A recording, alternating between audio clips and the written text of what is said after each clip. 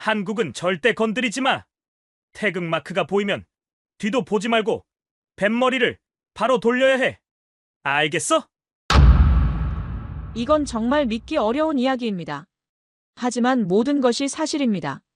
지금 이 순간에도 전 세계 바다에서는 끔찍한 일들이 벌어지고 있습니다. 올해만 해도 이미 300건이 넘는 해적 공격이 발생했죠. 수많은 선원들이 목숨을 잃고 선박은 불태워지며 그 가족들은 절망에 빠집니다. 지난달에만 필리핀 화물선 2척이 납치됐고 선원 18명이 실종됐습니다. 중국 선박, 일본 선박, 미국 선박, 유럽 선박들까지 군사 강국이든 경제 대국이든 물불 가리지 않고 세계 모든 나라의 선박들이 해적들의 표적이 됩니다. 그런데 말입니다. 전 세계에서 유일하게 단 하나의 나라 선박만은 해적들이 절대 건드리지 않습니다. 지난 10여 년간 단 한 차례의 공격도 받지 않았다고 합니다. 그리고 그 나라는 바로 대한민국입니다. 모든 해적들이 한국 선박만 보면 조용히 돌아갑니다. 마치 보이지 않는 무언가가 한국 선박을 보호하고 있는 것처럼 말이죠. 해적들 사이에서는 이런 말까지 돈다고 합니다.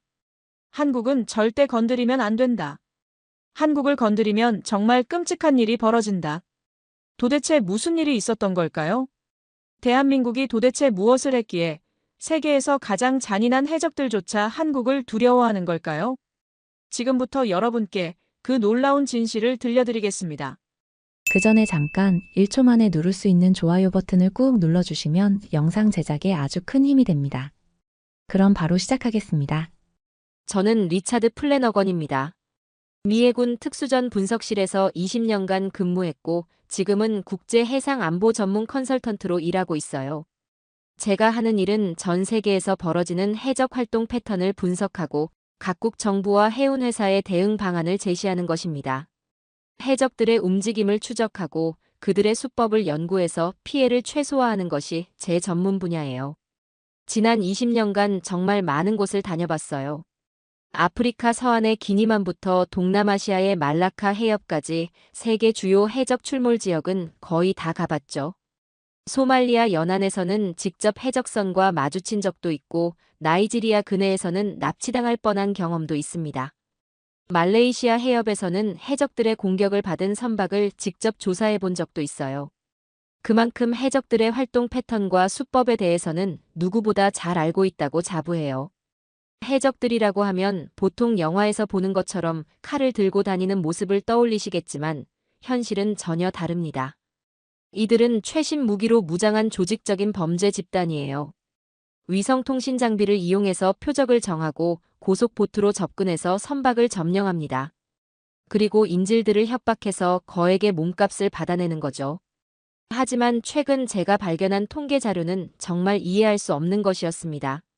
작년 한 해 동안 전 세계에서 발생한 해적 공격 사건을 분석하던 중이었어요. 총 270여 건의 공격이 있었고 그중 실제 납치로 이어진 사건이 38건이었습니다. 피해 금액만 해도 수십억 달러에 달하는 엄청난 규모였어요. 피해를 입은 선박들의 국적을 하나씩 정리해보니 정말 다양했어요. 필리핀 화물선이 가장 많았고 인도네시아 어선, 중국 컨테이너선, 일본 유조선이 그 뒤를 이었습니다. 심지어 미국과 유럽 선박들도 여러 차례 공격을 받았어요. 인도, 방글라데시, 베트남, 태국 선박들도 빠짐없이 피해를 입었습니다. 그런데 이상하게도 단 하나의 국가만은 예외였습니다. 바로 대한민국이었어요. 한국 선박은 단 한 척도 공격받지 않았습니다. 처음에는 단순한 우연이라고 생각했어요. 아마도 한국 선박들이 상대적으로 위험 지역을 덜 운항했을 거라고 말이죠. 하지만 이것이 단순한 우연이 아니라는 것을 곧 깨닫게 됐습니다. 한국 해운회사들의 항로를 자세히 조사해보니 전혀 그렇지 않았습니다. 한국 선박들도 다른 나라 선박들과 똑같이 위험한 해역을 정기적으로 운항하고 있었어요. 소말리아 연안, 기니만, 말라카 해협 등 해적들이 가장 활발하게 활동하는 모든 지역을 말이죠. 현대상선, HMM, SM9 등 주요 한국 해운회사들의 항로를 모두 확인해봤어요. 더 놀라운 것은 한국 선박들이 특별히 더 강력한 보안 시스템을 갖추고 있는 것도 아니었다는 점이에요. 무장 경비원의 숫자나 장비면에서도 다른 나라 선박들과 별다른 차이가 없었습니다. 심지어 일부 한국 선박들은 다른 나라 선박들보다 보안이 더 약한 경우도 있었어요. 그렇다면 도대체 왜 한국 선박만은 공격받지 않는 걸까요? 더 깊이 파고들어 보기로 했습니다. 현지 해운업계 관계자들과 인터뷰를 시작했어요. 소말리아, 나이지리아, 말레이시아 등지의 항구에서 일하는 사람들을 만나 직접 이야기를 들어봤습니다. 선박 중개인, 항만 관리소 직원, 해운회사 현지 지사장들을 차례로 만났어요. 그리고 그들로부터 정말 흥미로운 이야기를 듣게 됐어요.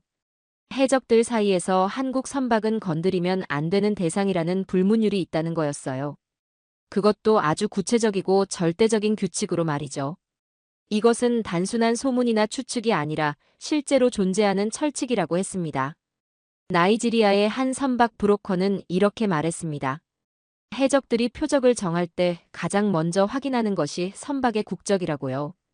그리고 만약 그 선박이 한국 국적이라면 아무리 값진 화물을 싣고 있어도 절대 건드리지 않는다는 겁니다. 심지어 한국 선박이 다른 나라 선박보다 더 좋은 표적처럼 보여도 말이에요.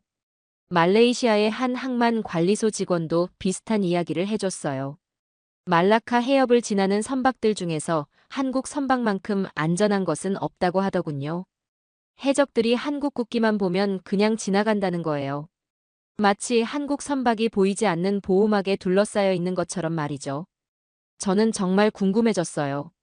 도대체 한국이 무엇을 했기에 해적들조차 두려워하는 걸까요? 이 미스터리를 반드시 풀어야겠다고 생각했습니다. 전문가로서의 호기심도 있었지만 무엇보다 이런 현상의 원인을 파악해야 다른 나라들도 참고할 수 있을 테니까요. 해적 활동이 다시 활발해진 것은 지난 몇 년 사이의 일입니다. 코로나 팬데믹으로 인한 경제적 어려움과 정치적 불안정이 겹치면서 많은 지역에서 해적 활동이 급증했어요. 특히 서아프리카 기니만 지역의 상황은 정말 심각했습니다. 이 지역은 세계에서 가장 위험한 해역 중 하나로 꼽히고 있어요. 기니만은 나이지리아, 카메룬, 적도기니, 가봉 등의 연안을 따라 해적들이 활개를 치고 있죠. 이 지역을 지나는 선박들은 항상 납치의 위험에 노출되어 있습니다. 한 달에 10건이 넘는 납치 사건이 발생할 정도니까요. 특히 나이지리아 연안은 전 세계에서 가장 위험한 해역으로 악명이 높습니다. 작년 3월에 발생한 필리핀 화물선 납치 사건은 정말 끔찍했습니다. 마닐라에서 로테르담으로 향하던 화물선 루소노가 기니만을 지나다가 해적들에게 납치됐어요. 해적들은 새벽 3시경 고속보트를 이용해서 화물선에 접근했습니다. 선원들이 잠들어 있는 틈을 타서 순식간에 선박을 점령해버린 거죠. 해적들은 선박을 점령한 후 선원 22명을 모두 인질로 잡았습니다. 그들이 선원들을 다루는 방식은 정말 잔인했어요. 선장은 매일 폭행을 당했고 다른 선원들도 끔찍한 대우를 받았습니다. 음식도 제대로 주지 않아서 선원들은 급격히 쇠약해져 갔어요. 해적들은 선원들의 가족에게 동영상을 보내며 몸값을 요구했어요. 그 동영상 속 선원들의 모습은 정말 참혹했습니다. 얼굴이 부어오르고 몸은 상처투성이었어요. 가족들은 그 동영상을 보고 충격에 빠졌습니다. 선장의 아내는 매일 밤 잠을 이루지 못했어요. 남편이 언제 죽임을 당할지 모른다는 불안감 때문이었죠. 해운회사는 천문학적인 몸값을 요구받았습니다. 처음에는 500만 달러를 요구했지만 시간이 지날수록 금액은 계속 올라갔어요. 협상 과정은 정말 지루하고 고통스러웠습니다. 해적들은 매일 몸값을 올려달라고 요구했고 해운회사는 돈이 없다며 거절했어요. 그 사이에 선원들은 계속 고통받고 있었습니다. 2달이 넘는 협상 끝에 결국 120만 달러를 지불하고 나서야 선장을 구출할 수 있었죠. 하지만 그때까지 선장은 이미 심각한 후유증을 앓고 있었어요. 폭행으로 인한 외상은 물론이고 정신적 트라우마도 심각했습니다. 집에 돌아간 후에도 제대로 된 생활을 하지 못했어요. 밤에는 악몽에 시달렸고 바다만 봐도 공포감을 느꼈습니다. 인도네시아 어선의 경우는 더욱 비극적이었어요. 자카르타에서 출발해 아프리카로 향하던 어선 바다누사우가 소말리아 연안에서 해적들에게 납치됐습니다. 해적들은 어선을 점령한 후 어부 15명 중 3명을 바다에 던져버렸어요. 그들은 어부들이 저항한다는 이유로 이런 끔찍한 일을 저질렀습니다. 다행히 근처를 지나던 인도 해군 함정이 구조 작업에 나섰지만 한 명의 어부는 끝내 돌아오지 못했습니다. 살아남은 어부들도 심각한 부상을 입었고 정신적 충격으로 바다에 나가지 못하게 됐어요. 그들의 가족들은 생계를 잃고 절망에 빠졌습니다. 어부들은 바다에서 일하는 것이 유일한 생계 수단이었는데 이제 그것마저 할 수 없게 된 거죠. 중국 컨테이너선도 여러 차례 공격을 받았어요. 상하이에서 함부르크로 향하던 중산호는 지난해에만 3차례나 납치 위기를 겪었습니다. 첫 번째는 말라카 해협에서, 두 번째는 인도양에서, 세 번째는 수에즈 운하 입구에서였어요. 매번 해적들은 다른 수법을 사용했지만 목적은 동일했습니다. 그때마다 중국 정부는 거액의 몸값을 지불해야 했습니다. 첫 번째 납치 때는 80만 달러, 두 번째는 100만 달러, 세 번째는 무려 200만 달러를 요구받았어요. 중국은 매번 협상을 통해 문제를 해결했지만 그 비용은 천문학적이었습니다. 게다가 이런 일이 반복되면서 중국 해운 회사들의 운항 비용이 크게 증가했어요. 일본 유조선 미쿠니마루 역시 마찬가지였어요. 요코하마에서 두바이로 향하던 중 호르무즈 해협에서 납치됐습니다. 해적들은 유조선에 실린 원유까지 모두 빼앗아갔어요. 원유의 가치만 해도 수백만 달러에 달했습니다. 일본 정부는 선원들의 안전을 위해 250만 달러의 몸값을 지불해야 했습니다. 하지만 그것도 빼앗긴 원유값에 비하면 적은 금액이었어요. 해적들은 원유를 다른 선박에 옮겨서 암시장에 팔아버렸습니다. 이런 식으로 해적들은 2중, 3중의 이익을 챙기고 있었어요. 심지어 군사력으로 유명한 미국과 프랑스 선박들도 해적의 공격을 피하지 못했어요. 미국 화물선 리버티호는 아덴만에서 납치됐고 프랑스 유조선 마르세유호는 기니만에서 공격받았습니다. 이들 역시 결국은 몸값을 지불하고 인질을 구출해야 했어요. 미국과 프랑스 같은 강대국조차도 해적들 앞에서는 속수무책이었던 거죠. 이런 참혹한 일들이 계속 벌어지고 있는 상황에서 유독 한국 선박만은 피해를 입지 않는다는 것이 더욱 이상하게 느껴졌습니다. 한국 선박들이 다른 나라 선박들보다 특별히 더 강력한 무장을 하고 있는 것도 아니었어요. 보안 요원의 숫자나 장비 면에서도 딱히 다를 바가 없었습니다. 오히려 일부 한국 선박들은 다른 나라 선박들보다 보안이 더 허술한 경우도 있었어요. 그렇다면 도대체 무엇이 다른 걸까요? 현지 해운업계에서는 이런 이야기가 돌고 있었어요. 해적들 사이에서 한국은 절대 건드리면 안 되는 나라라는 인식이 있다는 겁니다. 한국을 건드리면 정말 끔찍한 일이 벌어진다는 거죠. 하지만 그 구체적인 이유에 대해서는 아무도 명확하게 설명해주지 못했어요. 그저 옛날에 한국이 뭔가 무서운 일을 저질렀다는 모호한 이야기만 들을 수 있었습니다. 저는 이 미스터리를 반드시 풀어야겠다고 생각했어요. 본격적인 조사를 시작했습니다. 현지 해적 조직과 연결고리가 있는 사람들을 찾아가 보기로 했어요. 물론 쉬운 일은 아니었습니다. 해적들은 당연히 자신들의 활동을 공개적으로 이야기하지 않으니까요. 게다가 외국인인 제가 그들에게 접근한다는 것은 상당한 위험을 감수해야 하는 일이었어요. 몇 달간의 수소문 끝에 소말리아에서 과거 해적 조직의 협상을 담당했던 한 중개인을 만날 수 있었어요. 그의 이름은 아흐메드였고 현재는 해적 활동에서 손을 뗀 상태였지만 여전히 그들과 연락을 주고받고 있었습니다. 아흐메드는 과거 10여 년간 해적들과 각국 정부 사이에서 몸값 협상을 담당했던 인물이었어요. 그만큼 해적들의 내부 사정을 잘 알고 있는 사람이었죠. 처음에는 전혀 입을 열려 하지 않았어요. 외국인과 이런 이야기를 한다는 것 자체가 위험한 일이라고 생각했던 거죠. 해적들과의 관계가 끊어질 수도 있고 자신의 신변에도 위험이 올 수 있다고 걱정했습니다. 아흐메드를 설득하는 데만 일주일이 걸렸어요.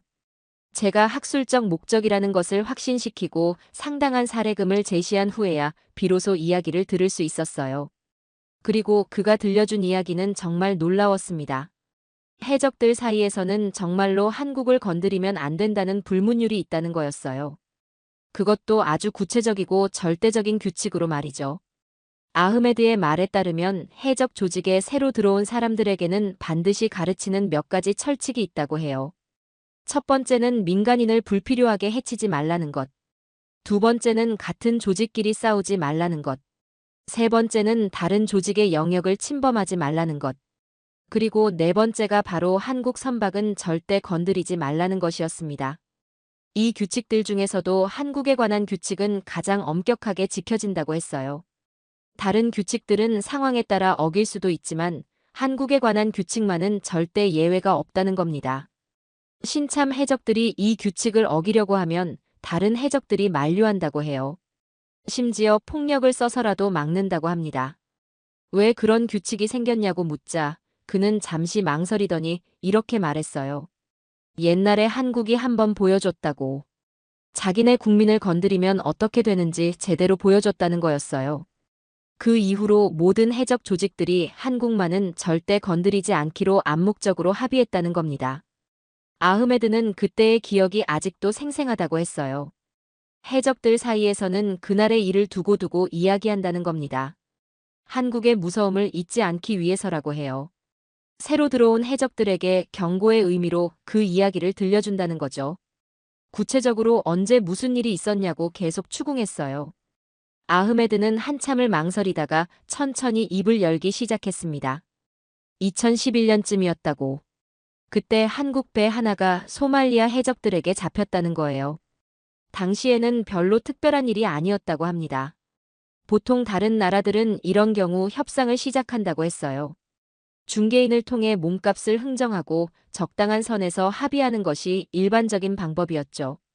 해적들도 이런 패턴에 익숙해져 있었다고 해요. 보통은 처음에 높은 금액을 요구했다가 점점 낮춰가며 협상하는 거였어요. 하지만 한국은 달랐다는 겁니다. 협상 대신 군대를 보냈다는 거예요. 아흐메드의 목소리가 조금씩 떨리기 시작했어요. 그날의 기억이 아직도 생생하다는 듯이 말이죠. 한국 군함들이 나타났을 때 해적들은 처음엔 별로 신경 쓰지 않았다고 해요. 어차피 협상하러 온 것이라고 생각했으니까요. 다른 나라 군함들도 종종 나타났지만 결국은 협상으로 끝나는 경우가 대부분이었거든요. 해적들은 한국도 마찬가지일 거라고 생각했다고 합니다. 하지만 한국은 협상 따위는 관심도 없었다는 겁니다. 바로 공격을 시작했다고 해요. 그것도 경고도 없이 갑자기 말이죠. 해적들은 완전히 당황했다고 합니다. 지금까지 경험해 본 적이 없는 상황이었으니까요. 아흐메드는 그때의 상황을 이렇게 묘사했어요. 한국 특수부대는 마치 귀신처럼 나타났다고. 밤중에 조용히 접근해서 순식간에 모든 것을 정리해버렸다는 거예요. 해적들이 저항할 틈도 주지 않고 말이죠. 그 결과는 해적들에게는 악몽 같은 경험이었다고 했어요. 한국 특수부대의 작전은 정말 압도적이었다는 겁니다. 해적들이 저항할 틈도 주지 않고 순식간에 모든 것을 정리해버렸다고 해요. 아흐메드는 말을 멈추고 한숨을 깊게 쉬었어요. 그리고 이렇게 덧붙였습니다. 그 이후로 우리는 한국을 절대 건드리지 않기로 했다고. 한국은 다른 나라들과는 완전히 다르다는 것을 깨달았다는 거예요. 돈으로 해결할 수 있는 상대가 아니라는 걸 확실히 보여줬다는 겁니다. 한국 정부는 자국민을 구하기 위해서라면 정말로 무엇이든 할 수 있다는 것을 증명했다고 해요. 집에 돌아와서 즉시 인터넷 검색을 시작했어요. 2011년 한국, 해적, 군사작전 등의 키워드로 검색해봤습니다. 그리고 마침내 그 사건을 찾아낼 수 있었어요. 바로 아덴만 여명 작전이었습니다. 처음 그 기사를 읽었을 때 정말 믿을 수 없었어요. 한국이 자국민을 구하기 위해 특수부대를 파견해서 해적선을 직접 공격했다는 거였어요. 그것도 협상이나 몸값 지불 같은 일반적인 방법 대신에 말이죠. 저는 온몸에 소름이 돋는 것을 느꼈습니다. 아덴만 여명 작전에 대한 자료를 더 찾아보기 시작했어요. 그런데 조사하면 할수록 더욱 놀라운 사실들이 드러났습니다. 이것은 단순한 군사작전이 아니었어요. 한 나라가 자국민을 얼마나 소중히 여기는지를 보여주는 상징적인 사건이었던 겁니다. 아덴만 여명 작전에 대한 기록들을 찾아 읽기 시작했습니다. 2011년 1월 15일 소말리아 해적들이 한국 화물선 3호 주얼리오를 납치한 사건이었어요. 오만 살랄라 항에서 스리랑카 콜롬보 항으로 향하던 중 아덴만에서 벌어진 일이었습니다. 당시 상황을 자세히 살펴보니 정말 위험천만한 상황이었어요. 3호 주얼리호는 길이 200m가 넘는 대형 화물선이었습니다. 선원은 총 21명이었고 그중 한국인이 2명, 미얀마인이 11명, 인도네시아인이 8명이었어요. 선장과 기관장이 한국인이었고 나머지는 모두 아시아계 선원들이었습니다. 해적들은 새벽 시간을 노려서 기습적으로 선박을 점령했어요. 해적들은 총 13명으로 구성되어 있었습니다. 그들은 AK-47 소총과 RPG, 로켓포 등으로 무장하고 있었어요. 리더는 알리 압디라는 악명 높은 해적이었습니다. 그는 이미 여러 차례 선박 납치 경험이 있는 베테랑 해적이었어요. 알리 압디는 소말리아에서도 특히 잔인하기로 유명한 인물이었습니다. 과거에 인질을 살해한 전과도 있었고 협상 과정에서도 매우 공격적이었어요. 그는 인질들을 협박할 때 주저없이 폭력을 사용했습니다. 이런 인물이 한국 선박을 납치했다는 것 자체가 매우 위험한 상황이었어요. 당시 선원 21명이 인질로 잡혔어요. 해적들은 거액의 몸값을 요구하고 있었고 인질들의 생명을 담보로 협박을 시작했어요. 처음에는 $10,000,000라는 엄청난 금액을 요구했습니다. 이는 당시로서도 상당히 높은 수준의 몸값이었어요. 솔직히 말하면 처음에는 회의적이었어요. 한국의 특수부대가 과연 그런 위험한 작전을 성공적으로 수행할 수 있을까 싶었거든요. 당시만 해도 한국은 이런 대규모 해외 군사작전 경험이 많지 않았으니까요. 게다가 인질 구출 작전은 세계에서도 가장 어려운 군사작전 중 하나예요. 소말리아 해적들은 이미 여러 나라의 군대와 맞서 싸운 경험이 있는 상당히 무서운 상대들이었어요. 그들은 최신 무기로 무장하고 있었고 인질을 방패로 삼는 비열한 전술도 서슴지 않았습니다. 이런 상대를 상대로 완벽한 작전을 수행한다는 것은 정말 어려운 일이었죠. 특히 인질들의 안전을 보장하면서 말이에요. 대부분의 나라들은 이런 상황에서 협상을 선택했습니다. 몸값을 지불하고 인질을 안전하게 구출하는 것이 일반적인 방법이었거든요. 위험을 감수하면서까지 군사작전을 시도하는 나라는 거의 없었어요. 혹시 작전이 실패하면 인질들이 모두 죽을 수도 있었으니까요. 실제로 과거에 다른 나라들이 시도한 유사한 작전들을 살펴보면 성공률이 그리 높지 않았어요. 프랑스가 시도한 작전에서는 인질 2명이 죽었고 러시아의 작전에서는 선원 3명이 중상을 입었습니다. 미국조차도 이런 작전에서는 신중한 편이었어요. 인질의 안전을 보장하기가 너무 어렵기 때문이었죠. 영국은 과거 자국 선박이 납치됐을 때 몸값을 지불하는 방법을 택했어요. 독일도 마찬가지였고 일본도 협상을 통해 문제를 해결했습니다. 심지어 군사 강국인 미국도 대부분의 경우 협상을 선호했어요. 그만큼 인질 구출 작전은 위험하고 어려운 일이었습니다. 하지만 한국 정부의 반응은 달랐습니다. 이명박 대통령은 분명히 선언했어요. 국민은 협상의 대상이 아니라고. 대한민국 국민의 생명과 안전은 그 무엇과도 바꿀 수 없다고 말이죠. 이는 해적들에게는 완전히 예상치 못한 반응이었어요. 그리고 청해부대와 특수전 부대원들을 즉시 현장으로 파견했습니다. 문무대왕함과 최영함이 급파됐고 해군 특수전 전단 소속 대원들이 탑승했어요. 이들은 평소 북한의 침투에 대비한 훈련을 받던 최정예 부대원들이었습니다. 그들의 실력은 세계 최고 수준이라고 평가받고 있었어요. 작전 계획을 살펴보니 정말 치밀했어요. 먼저 고속단정을 이용해서 납치된 선박에 접근하고 특수부대원들이 동시에 여러 지점에서 침투하는 방식이었습니다. 해적들을 제압하면서도 인질들의 안전을 최대한 보장하는 것이 목표였어요. 모든 변수를 고려한 완벽한 계획이었습니다. 하지만 이론상으로는 완벽해 보여도 실제로는 수많은 변수가 있을 수밖에 없었죠. 날씨 조건, 해적들의 무장 상태, 인질들의 위치, 선박의 구조 등 모든 것이 작전의 성패를 좌우할 수 있었습니다. 특히 야간 작전이었기 때문에 시야 확보도 어려운 상황이었어요.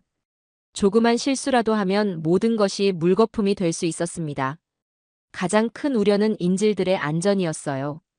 해적들이 위험을 느끼면 인질들을 해칠 가능성이 컸거든요. 실제로 과거에 다른 나라들이 시도한 유사한 작전에서는 인질 피해가 발생한 경우가 많았어요. 특히 알리 압디 같은 잔인한 해적이 상대라면 더욱 위험했습니다. 그래서 대부분의 전문가들은 한국의 결정을 상당히 위험한 도박이라고 평가했습니다. 성공 확률보다는 실패 가능성이 더 높다고 봤죠. 특히 인질의 수가 21명이나 되는 상황에서는 더욱 그랬어요. 한 명이라도 다치면 작전은 실패로 간주될 수밖에 없었으니까요. 저 역시 마찬가지였어요. 아무리 한국 특수부대가 훌륭하다고 해도 이런 복잡한 상황에서 완벽한 성공을 거둘 수 있을지 의문이었거든요. 하지만 작전이 실제로 어떻게 진행됐는지 알아가면서 제 생각이 바뀌기 시작했습니다. 이것은 단순한 군사작전이 아니었어요. 한국이라는 나라가 자국민을 얼마나 소중히 여기는지를 보여주는 의지의 표현이었던 거죠. 그리고 그 의지는 곧 현실이 되었습니다. 2011년 1월 21일 새벽 5시 아덴만 여명 작전이 시작됐습니다. 청해부대 소속 문무대왕함과 최영함이 납치된 3호 주얼리호에 접근했어요. 특수전 부대원들은 고속단정을 타고 목표 선박으로 향했습니다. 그때의 상황을 상세히 분석해보니 정말 놀라웠어요. 작전 당일 아덴만의 날씨는 그리 좋지 않았습니다. 바다 위는 거친 파도가 치고 있었고 시야도 좋지 않았어요. 풍속은 초속 15m를 넘었고 파고는 3m가 넘었습니다. 이런 악조건에서 정밀한 작전을 수행한다는 것은 정말 어려운 일이었어요. 하지만 한국 특수부대원들은 전혀 주저하지 않았습니다. 그들에게는 날씨 따위는 문제가 되지 않았어요. 수년간의 혹독한 훈련을 통해 어떤 상황에서도 임무를 수행할 수 있는 능력을 갖추고 있었거든요. 더 중요한 것은 조국의 국민을 구해야 한다는 절실한 마음이었습니다. 작전에 참여한 특수부대원은 총 18명이었어요. 그들은 모두 해군 특수전 전단 소속의 최정예 요원들이었습니다. 평균 경력이 10년 이상인 베테랑들이었고 모두 실전 경험이 풍부한 대원들이었어요. 그들의 전투력은 세계 어느 특수부대와 비교해도 뒤지지 않는 수준이었습니다. 작전 초기 단계부터 놀라운 일들이 벌어졌어요. 특수부대원들의 움직임이 정말 정확하고 신속했습니다. 마치 수백 번 연습한 것처럼 각자의 역할을 완벽하게 수행하고 있었어요. 이것은 단순한 훈련의 결과가 아니었습니다. 조국의 국민을 구해야 한다는 절실한 마음이 만들어낸 기적이었어요. 부대원들의 눈에는 확고한 의지가 담겨 있었습니다. 실패는 절대 용납할 수 없다는 각오였죠. 그들에게는 이것이 단순한 임무가 아니라 신성한 사명이었습니다. 첫 번째 팀은 선박의 선수 쪽으로 접근했어요. 두 번째 팀은 좌현으로, 세 번째 팀은 우현으로 동시에 움직였습니다. 이렇게 3방향에서 동시에 침투하는 것이 작전의 핵심이었어요. 해적들이 한 곳에만 집중할 수 없도록 하는 전술이었습니다. 첫 번째 돌파구가 생겼을 때 정말 가슴이 뛰었습니다. 특수부대원들이 선박의 여러 지점에서 동시에 침투하기 시작한 거예요. 그들은 로프를 이용해서 조용히 선박으로 올라갔습니다. 해적들은 전혀 눈치채지 못했어요. 선수, 선미, 좌현, 우현에서 동시에 부대원들이 올라가기 시작했습니다. 완벽한 팀워크였어요. 모든 움직임이 시계처럼 정확하게 돌아가고 있었습니다. 이런 수준의 작전은 정말 보기 드문 것이었어요. 해적들은 예상치 못한 공격에 당황했고 즉시 응전하기 시작했습니다. 갑자기 선박 곳곳에서 총성이 울려 퍼지기 시작했어요. 하지만 특수부대원들은 전혀 흔들리지 않았습니다. 오히려 더욱 침착하고 정확하게 움직였어요. 마치 이런 상황을 이미 수십 번 경험한 것처럼 말이죠. 그들의 사격술은 정말 놀라웠어요. 어둠 속에서도 정확하게 표적을 맞췄습니다. 해적들의 무기를 무력화시키는 정밀한 사격이었어요. 가장 인상 깊었던 것은 인질 보호에 대한 철저함이었습니다. 부대원들은 해적을 제압하면서도 항상 인질들의 안전을 최우선으로 생각했어요. 총격전이 벌어지는 중에도 인질들이 있는 방향으로는 절대 총을 쏘지 않았습니다. 한 명의 인질이라도 다치지 않도록 모든 행동을 신중하게 계산했어요. 이런 세심함은 정말 대단한 것이었습니다. 전투 중에 이런 배려를 할 수 있다는 것은 엄청난 훈련과 정신력이 뒷받침되어야 가능한 일이에요. 하지만 한국 특수부 대원들에게는 이것이 당연한 일이었습니다. 인질의 안전이야말로 이 작전의 최우선 목표였으니까요. 작전 중에 부대원 한 명이 총상을 입는 일이 발생했습니다. 해적이 쏜 총알이 어깨를 관통한 거였어요. 상당한 출혈이 있었고 고통도 심했을 텐데요. 하지만 그는 끝까지 자신의 임무를 포기하지 않았습니다. 부상을 당한 상태에서도 동료들과 함께 계속 작전을 수행했어요. 자신의 고통보다는 동료들과 인질들의 안전을 우선시했습니다. 이런 모습을 보면서 저는 정말 감동받았어요. 개인의 안전보다 동료와 인질의 안전을 우선시하는 희생정신. 이것이야말로 진정한 군인 정신이라고 할 수 있을 것 같았습니다. 그들에게는 포기라는 단어가 존재하지 않는 것 같았어요. 어떤 상황에서도 끝까지 임무를 완수하겠다는 의지가 있었습니다. 이런 정신력이 바로 한국군의 진정한 힘이었어요. 해적들도 만만한 상대가 아니었어요. 그들은 이미 여러 차례 외국 군대와 교전한 경험이 있었고 상당히 무거운 무기로 무장하고 있었습니다. AK-47 소총은 물론이고 RPG까지 보유하고 있었어요. 하지만 한국 특수부 대원들의 전투력은 정말 압도적이었습니다. 뛰어난 사격술과 전술 운용으로 해적들을 하나씩 제압해 나갔어요. 정확한 사격으로 해적들의 무기를 무력화시키고 동시에 인질들을 안전한 곳으로 대피시켰습니다. 모든 것이 시계처럼 정확하게 돌아가고 있었어요. 이런 수준의 작전은 정말 교과서에 나올 만한 것이었습니다. 무엇보다 놀라웠던 것은 부대원들의 정신력이었어요. 위험한 상황에서도 전혀 당황하지 않고 침착하게 임무를 수행했습니다. 마치 이런 상황을 이미 수십 번 경험한 것처럼 말이죠. 하지만 이것은 경험의 문제가 아니었어요. 조국의 국민을 구해야 한다는 사명감이 만들어낸 힘이었습니다. 그들에게는 실패라는 옵션이 애초에 존재하지 않았어요. 반드시 성공해야 한다는 절대적인 의지가 있었을 뿐이었습니다. 이런 의지가 바로 불가능을 가능하게 만드는 힘이었어요. 첫 번째 인질이 구출됐을 때의 그 순간을 잊을 수 없어요. 작전이 정말로 성공할 수도 있다는 희망이 생겼습니다. 이어서 두 번째, 세 번째 인질들이 차례로 구출되기 시작했어요. 한국 특수부 대원들은 정말로 기적을 만들어내고 있었습니다. 인질들이 구출될 때마다 부대원들의 얼굴에는 안도감이 스쳤어요. 하지만 작전이 완전히 끝날 때까지는 결코 방심하지 않았습니다. 마지막 한 명까지 안전하게 구출하는 것이 그들의 목표였으니까요. 이런 책임감이야말로 진정한 프로페셔널의 모습이었어요. 작전이 절정에 달했을 때 가장 위험한 순간이 찾아왔습니다. 해적들이 마지막 저항을 시작한 거예요. 그들은 남은 인질들을 방패로 삼으며 필사적으로 맞서기 시작했습니다. 특히 해적 두목 알리 압디는 한국인 선장을 총으로 겨누며 최후의 협박을 시작했어요. 알리 압디는 이미 절망적인 상황이라는 것을 깨닫고 있었습니다. 자신의 부하들이 하나둘씩 제압당하는 것을 지켜보면서 말이에요. 하지만 그는 쉽게 포기할 인물이 아니었어요. 소말리아에서도 악명 높은 해적으로 이미 여러 차례 인질 살해 전과가 있는 위험한 인물이었거든요.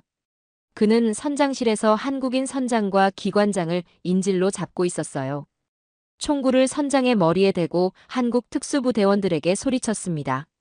당장 물러나지 않으면 인질들을 모두 죽이겠다고 협박했어요. 그의 목소리에는 절망과 분노가 섞여 있었습니다. 알리 압디는 지금까지 이런 상황을 여러 번 경험했어요. 대부분의 경우 이런 협박이 효과가 있었거든요. 다른 나라 군대들은 인질의 안전을 우려해서 공격을 멈추는 경우가 많았어요. 하지만 한국 특수부대는 달랐습니다. 한국 특수부 대원들은 이미 선장실 주변을 완전히 포위한 상태였어요. 모든 출입구가 봉쇄됐고 알리 압디는 완전히 고립된 상황이었습니다.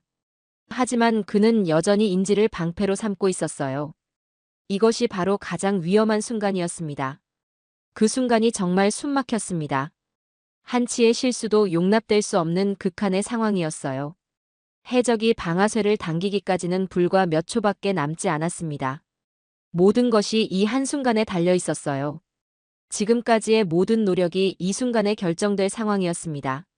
만약 인질이 다치기라도 한다면 작전은 완전한 실패가 되는 거였어요. 국제적으로도 큰 문제가 될 수 있었고 한국의 이미지에도 큰 타격이 될 수 있었습니다. 하지만 한국 특수부 대원들은 결코 흔들리지 않았습니다. 수년간의 혹독한 훈련과 완벽한 팀워크가 빛을 발하는 순간이었어요. 팀장은 조용히 다른 대원들에게 수신호를 보냈습니다. 모든 대원들이 그 신호를 완벽하게 이해했어요. 이것이야말로 진정한 팀워크의 힘이었습니다. 작전 계획은 이미 머릿속에 완벽하게 들어 있었어요. 어떤 상황에서 누가 무엇을 해야 하는지 모든 것이 정해져 있었습니다. 이런 준비가 있었기에 이 극한의 순간에도 당황하지 않을 수 있었어요. 한국 특수부 대원들의 전문성이 빛나는 순간이었습니다. 그 순간 정말 기적 같은 일이 벌어졌습니다. 한 명의 저격수가 정확한 사격으로 해적 두목의 손목을 맞췄어요. 총이 떨어지는 순간 다른 부대원이 번개처럼 달려들어 선장을 안전한 곳으로 대피시켰습니다. 동시에 나머지 부대원들이 다른 해적들을 완전히 무력화시켰어요. 그 순간의 정확함과 신속함은 정말 경이로웠어요. 마치 시계처럼 정확한 타이밍으로 모든 것이 이루어졌습니다. 이것은 단순한 군사 기술의 문제가 아니었어요. 한 명의 국민도 포기할 수 없다는 절대적인 의지가 만들어낸 완벽함이었습니다. 저격수의 실력은 정말 놀라웠어요. 어둠 속에서, 그것도 인질과 해적이 아주 가까이 있는 상황에서 정확하게 해적의 손목만 맞춘 거였어요. 조금만 빗나갔어도 인질이 다칠 수 있는 상황이었는데 말이죠. 이런 정밀한 사격은 세계 최고 수준의 실력이 아니면 불가능한 일이었어요. 알리 압디는 손목에서 피를 흘리며 바닥에 쓰러졌어요. 하지만 그의 눈에는 여전히 증오가 가득했습니다. 그는 마지막까지 저항하려고 했지만 이미 모든 것이 끝난 상태였어요. 다른 해적들도 모두 제압됐거나 항복한 상태였습니다. 작전 종료 후에 상황 보고를 들었을 때 정말 믿을 수 없었어요. 해적 13명 중 8명 사살, 5명 생포. 그리고 가장 중요한 것은 인질 21명 전원 무사 구출이었습니다. 단 한 명의 인질도 다치지 않았다는 것이 정말 기적 같았어요. 이런 완벽한 결과는 정말 보기 드문 것이었어요. 인질 구출 작전에서 인질 피해가 전혀 없다는 것은 거의 불가능에 가까운 일이거든요. 하지만 한국 특수부대는 그 불가능을 가능하게 만들었습니다. 이것이야말로 진정한 전문가의 모습이었어요. 인질들이 구출되는 모습은 정말 감동적이었어요. 그들은 모두 눈물을 흘리며 한국 특수부 대원들에게 감사 인사를 했습니다. 특히 한국인 선장과 기관장은 부대원들의 손을 잡고 계속 고마워했어요. 죽음의 문턱에서 구해준 것에 대한 진심 어린 감사였습니다. 한국 특수부 대원 중에서는 한 명이 총상을 입었지만 생명에는 지장이 없었습니다. 그마저도 작전을 완수한 후에 치료받은 거였어요. 자신의 안전보다 인질들의 안전을 우선시했던 거죠. 이런 희생정신을 어떻게 설명할 수 있을까요? 작전의 성공 요인을 분석해보면 여러 가지가 있어요. 뛰어난 장비와 완벽한 계획, 그리고 탁월한 실행력. 하지만 무엇보다 중요했던 것은 부대원들의 마음가짐이었습니다. 그들에게는 실패라는 옵션이 애초에 존재하지 않았어요. 이것은 훈련으로만 만들어질 수 있는 것이 아니었습니다. 조국에 대한 사랑, 국민에 대한 책임감, 그리고 정의에 대한 신념. 이런 것들이 합쳐져서 만들어낸 진정한 힘이었어요. 한국이라는 나라가 얼마나 특별한 나라인지를 보여주는 결정적인 순간이었습니다. 해적들에게는 정말 충격적인 경험이었을 거예요. 지금까지 만나본 어떤 나라의 군대와도 달랐으니까요. 한국군은 단순히 강한 것이 아니라 포기하지 않는 정신력을 가지고 있었어요. 그리고 그 정신력의 근원은 바로 국민에 대한 사랑이었습니다. 작전이 끝난 후 특수부 대원들은 조용히 자신들의 임무를 수행했어요. 언론의 주목을 받는 것보다는 묵묵히 자신들의 일을 해냈다는 것에 만족하는 모습이었습니다. 진정한 영웅은 이런 사람들이라는 생각이 들었어요. 자신의 공을 드러내기보다는 국민을 지킨다는 소명감으로 움직이는 사람들 말이에요. 아덴만 여명 작전의 성공 소식이 전 세계에 알려지자 국제사회의 반응은 폭발적이었습니다. 각국 언론들은 한국의 완벽한 작전 수행을 대서특필했어요. 특히 인질 한 명의 피해도 없이 작전을 성공시킨 것에 대해 찬사를 보냈습니다. 이는 정말 보기 드문 일이었거든요. 미국 CNN은 한국의 작전을 완벽한 교본이라고 평가했어요. 해적 대응 작전의 새로운 기준을 제시했다고 보도했습니다. 영국 BBC는 한국이 해적들에게 강력한 메시지를 전달했다고 분석했어요. 협상이 아닌 단호한 대응이 얼마나 효과적인지를 보여줬다고 평가했습니다.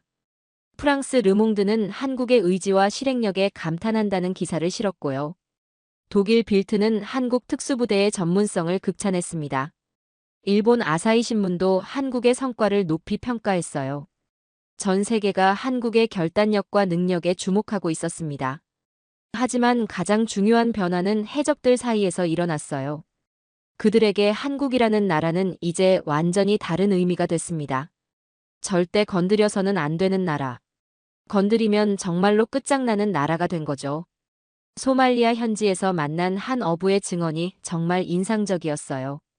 그의 이름은 유수프였고 해적들과 어부들이 모두 알고 지내는 동네 어른 같은 존재였습니다. 유수프는 해적들의 이야기를 자주 듣는 위치에 있었어요. 작전 이후 해적들 사이에서는 한국에 대한 이야기가 전설처럼 퍼졌다는 겁니다. 유수프의 말에 따르면 해적들은 그날 밤의 일을 절대 잊지 못한다고 해요. 한국 특수부대의 작전이 얼마나 완벽했는지, 그들의 정신력이 얼마나 강했는지를 계속 이야기한다는 겁니다. 해적들 사이에서는 한국에 대한 이야기가 마치 무용담처럼 전해지고 있었어요. 하지만 그것은 존경이라기보다는 두려움에 가까웠습니다. 한국은 자기네 국민을 위해서라면 정말로 무엇이든 할 수 있는 나라라고 말이죠. 협상도 없고 타협도 없고 오직 구출만 있을 뿐이라고요. 이런 나라는 처음 봤다는 것이 해적들의 공통된 반응이었다고 합니다. 다른 나라들은 모두 돈으로 해결하려고 했는데 한국만은 달랐다는 거예요. 그 이후로 해적 조직들 사이에는 하나의 철칙이 생겼습니다. 한국 선박은 절대 건드리지 않는다는 것. 아무리 값진 화물을 싣고 있어도, 아무리 좋은 기회가 와도 한국만은 예외라는 거예요. 이것이 바로 지금까지도 한국 선박이 해적 공격을 받지 않는 이유였습니다. 나이지리아의 한 해적 조직 간부와도 인터뷰할 기회가 있었어요. 그는 익명을 조건으로 이런 말을 해줬습니다. 우리도 돈이 필요해서 하는 일인데 목숨을 걸고 할 일은 아니라고요. 한국 선박을 건드리는 것은 자살 행위라는 게 그들의 생각이었어요. 해적들 사이에서는 한국에 대한 구체적인 정보도 공유되고 있었어요. 한국 선박을 식별하는 방법, 한국 국기의 모양, 한국 해운회사의 이름까지 말이에요. 이런 정보들이 해적 조직 내에서 교육 자료로 사용되고 있다는 겁니다. 신참 해적들에게 가장 먼저 가르치는 것이 바로 한국은 건드리면 안 된다는 것이었어요. 작전에 참여했던 특수부대원들의 인터뷰를 찾아서 읽어봤어요. 그들의 말에서 느낄 수 있는 것은 자부심과 책임감이었습니다. 조국의 국민을 구했다는 자부심. 그리고 앞으로도 언제든 그럴 준비가 되어 있다는 책임감. 이런 마음가짐이 바로 한국군의 진정한 힘이었어요. 한 부대원은 이렇게 말했어요. 우리는 단순히 군인이 아니라 국민의 보호자라고. 어디에 있든 위험에 처한 한국인이 있다면 반드시 구출하겠다고 말이죠. 이런 사명감이야말로 다른 나라 군대와 차별화되는 한국군만의 특징이었어요. 해적들에게는 이 작전이 정말 충격과 공포로 다가왔을 거예요. 지금까지 만나본 어떤 나라의 대응과도 완전히 달랐으니까요. 대부분의 나라들은 협상을 통해 문제를 해결하려고 했어요. 돈을 주고 인지를 사는 거죠. 하지만 한국은 달랐습니다. 돈으로 해결할 수 있는 문제가 아니라고 선언한 거예요. 국민은 돈으로 살 수 있는 대상이 아니라고 분명히 말한 겁니다. 그리고 그 말을 행동으로 증명해 보였어요. 이후 소말리아 연안에서 활동하던 해적 조직들의 활동 패턴이 완전히 바뀌었어요. 그들은 이제 선박을 공격하기 전에 반드시 국적부터 확인한다고 합니다. 그리고 한국 국기가 보이면 무조건 피해간다고 해요. 아무리 좋은 표적이라도 한국만은 예외라는 거죠.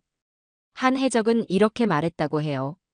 한국 선박을 건드리는 것은 자신의 무덤을 파는 일이라고. 한국인들은 자기네 사람을 구하기 위해서라면 정말로 끝까지 간다는 것을 보여줬다고 말이죠. 그래서 아무도 한국 선박에는 접근하지 않는다는 거예요. 말레이시아 해협에서도 비슷한 현상이 나타났어요. 이 지역의 해적들도 한국 아덴만 작전에 대해 잘 알고 있었습니다. 그들도 한국 선박만은 절대 건드리지 않는다고 해요. 해적들 사이의 정보 네트워크가 얼마나 촘촘한지 알 수 있는 대목이었어요. 기니만 지역의 해적들도 마찬가지였어요. 나이지리아, 카메룬, 가봉 연안의 해적들 모두 한국에 대해서는 예외를 둔다고 했습니다. 전 세계 해적들이 한국만은 건드리면 안 된다고 인식하고 있는 거였어요. 이것이야말로 한국의 위상을 보여주는 확실한 증거였습니다. 저는 컴퓨터 앞에 앉아서 이 모든 자료들을 정리하면서 조용히 눈시울이 붉어지는 것을 느꼈습니다. 이것은 단지 성공적인 군사작전의 기록이 아니었어요. 한 나라가 자국민을 얼마나 소중히 여기는지를 보여주는 감동적인 이야기였습니다. 그리고 그 진심이 전 세계에 전달된 거였어요. 한국이라는 나라의 진정한 힘을 깨닫게 된 순간이었어요. 그 힘은 무기나 기술에서 나오는 것이 아니었습니다. 국민에 대한 사랑, 정의에 대한 신념, 그리고 포기하지 않는 의지. 바로 이런 것들이 한국을 특별한 나라로 만들었던 거죠. 해적들이 한국을 두려워하는 이유도 이제 완전히 이해할 수 있었어요. 한국을 건드리는 것은 단순히 한 나라의 군대와 싸우는 것이 아니에요. 한 민족의 의지와 정신력에 맞서는 것이었습니다. 그리고 그것은 절대 이길 수 없는 싸움이었어요. 아덴만 여명 작전이 남긴 것은 단순한 군사적 성과를 넘어서는 훨씬 큰 의미였습니다. 이 작전은 한국이라는 나라의 정체성을 전 세계에 분명히 보여준 상징적인 사건이었어요. 우리는 국민을 절대 포기하지 않는 나라라는 메시지를 확실하게 전달한 거죠. 그리고 그 메시지는 지금까지도 유효하게 작용하고 있습니다. 그 영향은 지금까지도 계속되고 있습니다. 해적들 사이에서 한국에 대한 인식은 완전히 바뀌었어요. 이제 한국은 그들에게 절대 건드려서는 안 되는 금기의 영역이 됐습니다. 이것이 바로 지금도 한국 선박들이 안전하게 항해할 수 있는 이유예요. 최근 몇 년간의 통계를 보면 이 효과가 얼마나 지속적인지 알 수 있어요. 작년 한 해 동안 전 세계에서 발생한 해적 공격 중 한국 선박이 피해를 입은 사례는 단 한 건도 없었습니다. 반면 다른 나라 선박들은 지속적으로 공격을 받고 있어요. 이는 정말 놀라운 수치였습니다. 올해 들어서도 상황은 마찬가지예요. 기니만에서 10여 건의 해적 공격이 발생했지만 한국 선박은 모두 무사했습니다. 말라카 해협에서도 여러 차례 납치 사건이 있었지만 한국 선박만은 피해를 입지 않았어요. 이런 현상이 우연일 가능성은 거의 없다고 봐야 합니다. 국제 해상 안보 업계에서도 한국에 대한 평가가 완전히 달라졌습니다. 한국은 이제 해적 대응 분야의 모범 사례로 여겨지고 있어요. 다른 나라들도 한국의 사례를 연구하고 벤치마킹하려고 하고 있습니다. 하지만 가장 중요한 것은 기술이나 전술이 아니라 의지라는 것을 깨닫고 있어요. 프랑스 해군은 한국의 작전 사례를 교육 과정에 포함시켰어요. 파리의 군사학교에서는 아덴만 여명 작전을 필수 과목으로 가르치고 있습니다. 미국 해군도 한국의 특수전 전술을 연구하고 있어요. 버지니아 노퍽 해군 기지에서는 한국식 인질 구출 작전을 훈련 과정에 도입했습니다. 영국 해군은 한국과의 합동 훈련을 정기적으로 실시하고 있고요. 포츠머스 해군 기지에서는 매년 한국 특수부대와 공동 훈련을 하고 있어요. 전 세계가 한국의 노하우를 배우려고 하고 있습니다. 이는 한국의 위상이 얼마나 높아졌는지를 보여주는 확실한 증거였어요. 한국 해군의 위상도 크게 높아졌습니다. 청해부대는 이제 전 세계에서 가장 신뢰받는 해상 보안 부대 중 하나가 됐어요. 그들의 존재만으로도 해적들에게는 강력한 억제 효과를 발휘하고 있습니다. 이것이 바로 진정한 국방력이라고 할 수 있을 거예요. 다른 나라 해군들도 청해부대와의 협력을 적극적으로 요청하고 있어요. 미국, 일본, 인도, 호주 등의 해군이 한국과의 합동작전을 제안하고 있습니다. 한국의 전문성과 경험을 인정받은 결과라고 할 수 있죠. 이제 한국은 해상 안보 분야의 리더 국가로 인정받고 있어요. 더 나아가 이 작전은 한국인들에게도 큰 의미를 줬습니다. 우리나라가 정말로 국민을 지켜줄 수 있는 나라라는 믿음을 심어준 거죠. 해외에 나가 있는 한국인들도 이제 더욱 안심하고 활동할 수 있게 됐어요. 조국이 언제든 자신들을 지켜줄 것이라는 확신이 있으니까요. 실제로 해외에서 일하는 한국인들의 증언을 들어보면 이런 변화를 느낄 수 있어요. 아프리카나 중동 지역에서 일하는 한국인들은 현지인들로부터 존경받는다고 해요. 한국이 자국민을 얼마나 소중히 여기는 나라인지 모두가 알고 있다는 거죠. 이런 인식이 한국인들의 해외 활동에도 큰 도움이 되고 있어요. 국제사회에서도 한국을 보는 시각이 달라졌습니다. 한국은 이제 단순히 경제 강국이 아니라 진정한 선진국으로 인정받고 있어요. 선진국의 조건은 경제력만이 아니라 자국민을 보호하는 의지와 능력이니까요. 한국은 그 모든 것을 갖춘 나라라는 것을 증명해 보인 거죠. 유엔에서도 한국의 역할이 크게 확대됐어요. 평화유지군 활동에서 한국의 참여를 적극적으로 요청하고 있습니다. 한국군의 전문성과 의지를 높이 평가하기 때문이에요. 이제 한국은 세계 평화 유지에 중요한 역할을 하는 나라가 됐어요. 안토니우 구테우스 유엔 사무총장도 한국의 기여를 높이 평가했어요. 그는 한국이 국제 평화와 안전에 중요한 역할을 하고 있다고 말했습니다. 특히 한국의 해상 안보 기여를 극찬했어요. 이런 국제적 인정이야말로 한국의 진정한 성과라고 할 수 있습니다. 작전에 참여했던 특수부 대원들은 지금도 그날을 자랑스럽게 기억하고 있어요. 그들에게 그날은 단순히 임무를 수행한 날이 아니라 역사를 만든 날이었습니다. 한국이라는 나라의 진정한 힘을 세상에 보여준 날이었어요. 그리고 그 자부심은 지금도 한국군 전체에 이어지고 있습니다. 후배 부대원들에게도 큰 영감을 주고 있어요. 그들은 선배들이 이뤄낸 성과를 자랑스럽게 여기며 자신들도 언제든 그런 역할을 할 수 있다는 자신감을 갖고 있습니다.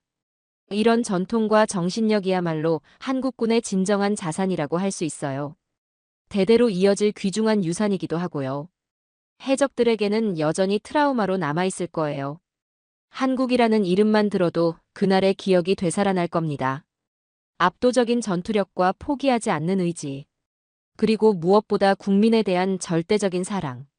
이런 것들이 만들어낸 완벽한 작전의 기억 말이에요. 최근에 만난 한 소말리아 출신 해운업체 직원은 이렇게 말했어요. 우리는 한국을 정말로 존경한다고. 자기네 국민을 그렇게 소중히 여기는 나라를 어떻게 존경하지 않을 수 있겠냐고 말이죠. 이런 반응이야말로 한국이 이뤄낸 진정한 성과라고 생각해요. 저는 이제 확신을 가지고 말할 수 있어요. 진정으로 강한 나라는 무기가 많은 나라가 아니라 의지가 강한 나라라고. 그리고 한국은 바로 그런 나라라고 말이에요. 국민을 절대 포기하지 않겠다는 의지. 그것이 바로 한국을 특별하게 만드는 진정한 힘입니다. 이 작전은 또한 한국의 소프트 파워에도 큰 영향을 미쳤어요. 한류와 더불어 한국에 대한 긍정적인 이미지가 전 세계로 퍼져나갔습니다. 한국은 문화적으로도 군사적으로도 존경받는 나라가 된 거죠. 이런 종합적인 국력이야말로 21세기가 요구하는 진정한 강국의 모습이라고 할 수 있어요. 앞으로도 이런 정신은 계속 이어질 것입니다. 한국은 앞으로도 자국민을 지키기 위해서라면 무엇이든 할 것입니다. 그리고 전 세계가 그것을 알고 있어요. 이것이야말로 한국의 진정한 힘이자 자부심의 원천입니다. 그날의 작전은 단순히 인지를 구출한 것 이상의 의미를 가지고 있었습니다. 그것은 한국이라는 나라가 국민을 어떻게 생각하는지를 전 세계에 선언한 역사적 순간이었어요. 우리는 국민을 협상의 대상으로 여기지 않는다. 우리는 국민을 위해서라면 무엇이든 할 준비가 되어 있다. 바로 이런 메시지였죠. 지금도 해적들이 한국 선박을 건드리지 않는 이유는 바로 여기에 있습니다. 그들은 알고 있어요. 한국을 건드리는 것이 얼마나 위험한 일인지를 말이에요. 한국은 자국민을 위해서라면 정말로 끝까지 갈 수 있는 나라라는 것을. 아덴만 여명 작전은 우리에게 많은 것을 가르쳐 줍니다. 진정한 국력은 경제력이나 군사력만으로 만들어지는 것이 아니라는 것. 국민에 대한 사랑과 의지가 있을 때 비로소 완성되는 것이라는 걸 말이에요. 한국은 바로 그런 나라입니다. 그 작전에 참여했던 모든 분들께 깊은 경의를 표합니다. 그들이 보여준 용기와 헌신 덕분에 지금도 전 세계 어디서든 한국인들이 안전할 수 있는 거니까요. 진정한 영웅들이라고 부를 수 있을 것 같아요. 저는 이제 그 진심을 믿습니다. 그리고 존경합니다. 한국이라는 나라와 그 나라를 지키는 사람들을.